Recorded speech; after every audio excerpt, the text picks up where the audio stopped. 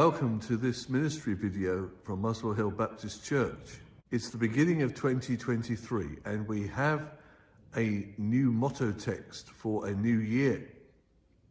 This motto text derives from the fact that for the first time for a very, very long time in the UK, there is going to be a new king crowned as the year wears on.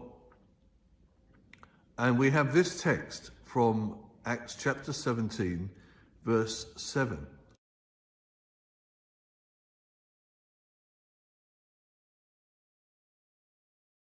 A text that is actually an accusation made against the Christians at Thessalonica in order to stir up trouble.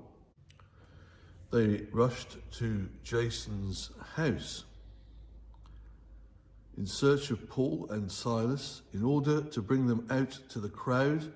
But when they did not find them, they dragged Jason and some other believers before the city officials, shouting, "These men have caused trouble all over the world and have now come here, and Jason has welcomed them into his house. They are all defying Caesar's decrees, saying there is another king, one called Jesus."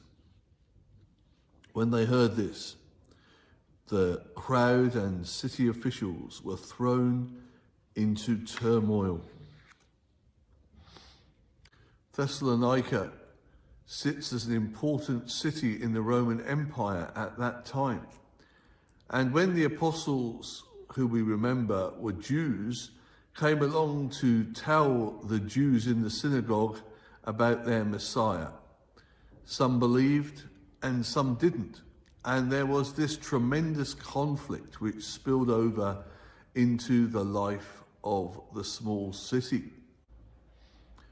And so our text for the year comes out of a conflict situation and was said by those who opposed the Christians. But as it happens, it is an accurate summary of the Christian position on secular leadership. There is another king, another president, another prime minister, or whatever the leader of your particular country's politics is called. There is another leader. There is another king, one called Jesus. And for Christians across the world and throughout history, this has been the sentiment and the inner belief which has frequently got them into serious trouble. We would rather obey God than man, said the first apostles, and that has always been an issue for, surprise, surprise, man. And therefore, the crowd was tapping into a natural problem. And as we begin a new year, or begin anything, depending on what time you're watching this video, we have to recognize that if we have a deep, meaningful faith in Jesus as Lord, it is going to come into conflict. Anything that is at the top is going to be conflicted by those things that want to be at the top. And that happens in our own life, and it happens in the life of a community. It happens in the life of a nation, or in this case, in the life of an empire. Conflict comes with the lordship of Jesus. Nobody minds Jesus telling stories. Nobody minds Jesus being kind to people in villages in Galilee. What people mind is when Jesus claims to be Lord, when he claimed to be the Messiah that everyone had been waiting for. Then things start to change. So that's the background of what happens in Thessalonica. It's a conflict because Caesar, in this case Claudius as he came to be known, is among those Caesars in the early days of the emperors who had the rule that only they could be king. It's an obvious enough thing for an emperor of an empire to declare. And therefore, having somebody else who has decided he is king, whether that's Jesus of Nazareth in a land far away, or whether it's somebody in imperial Rome itself, is a cause of great conflict and concern if it is taken seriously. And so it was in Thessalonica.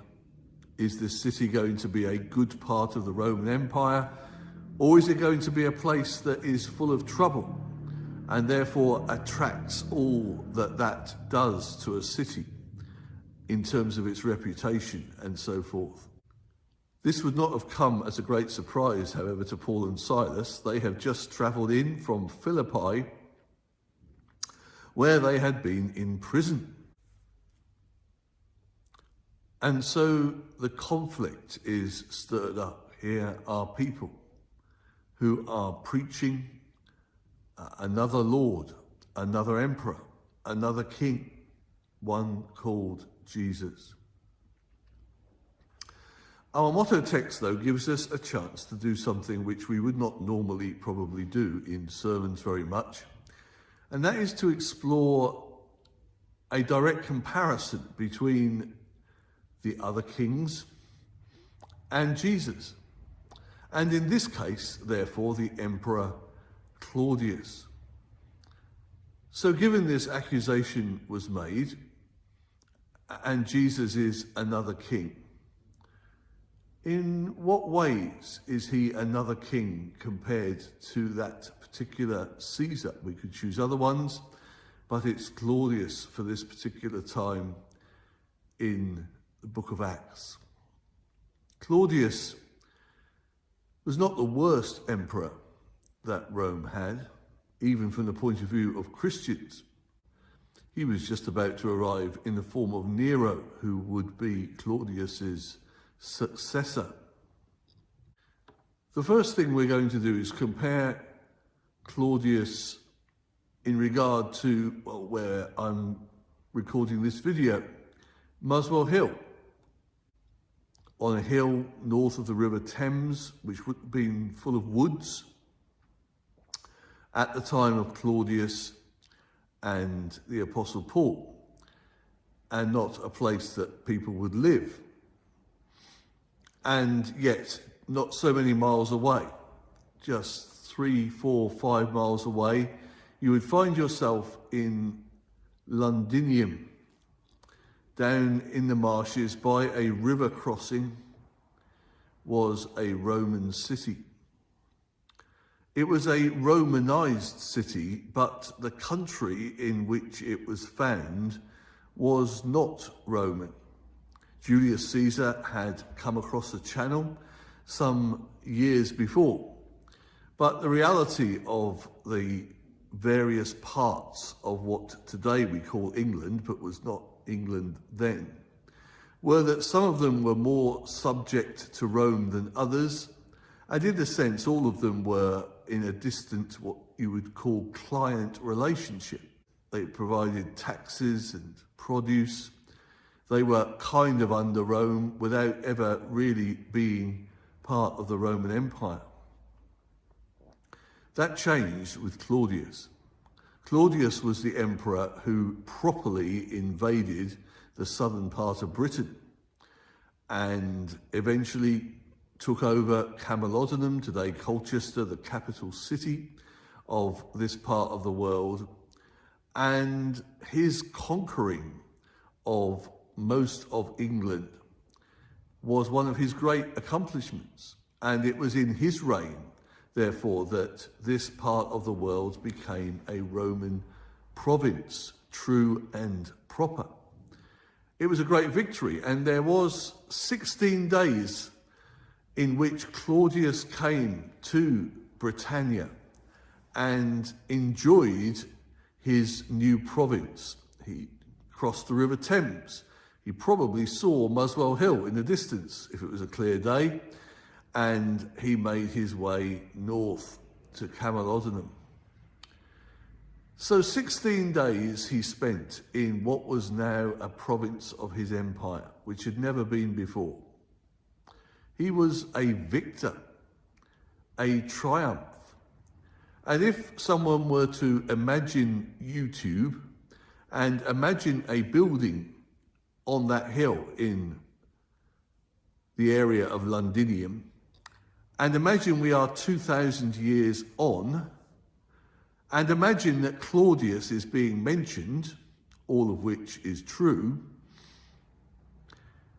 they would be impressed to think that he won that victory, and still there is a guy on top of that hill, in a building on top of that hill, talking about Claudius.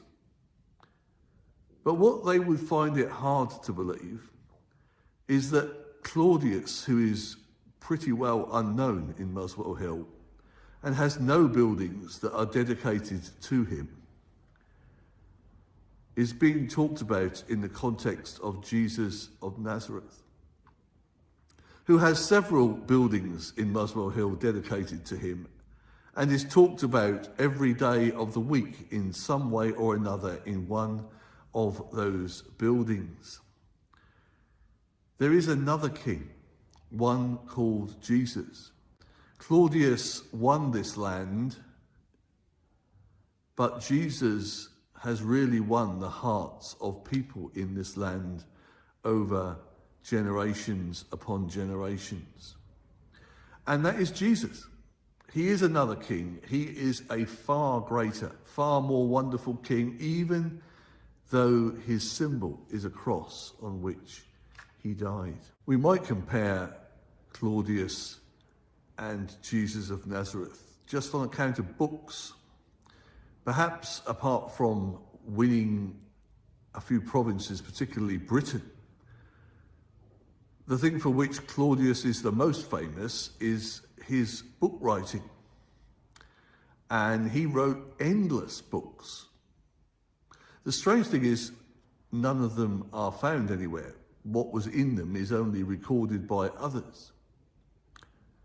But he was a true scholar emperor.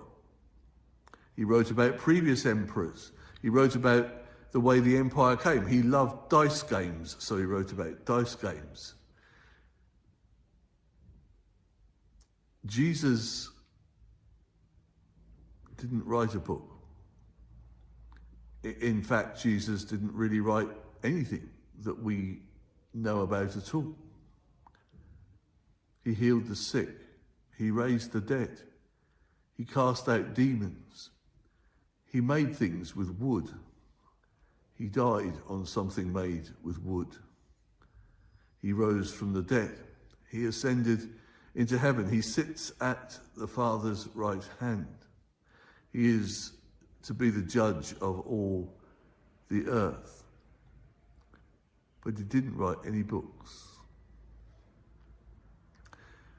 It is a reminder that the Christian faith is about the fulfillment of the scriptures, the writings, but it is not primarily writings.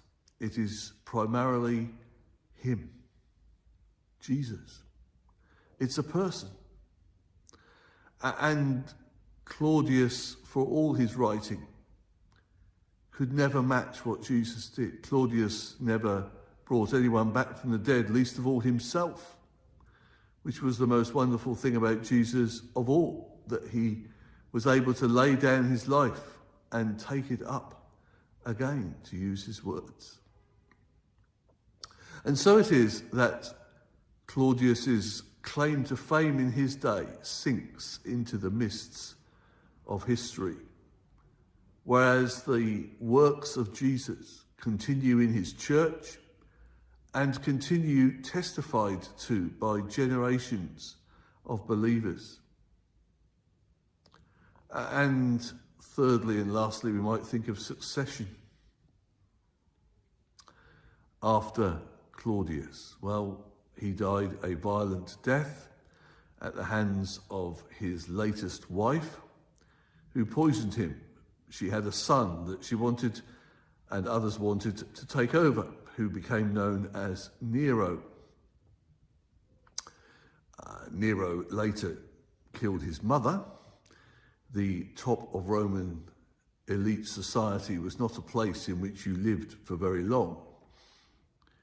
And so after the Emperor Claudius came the Emperor Nero, who was to end up as very bad news for the Christian church, though not for the first few years.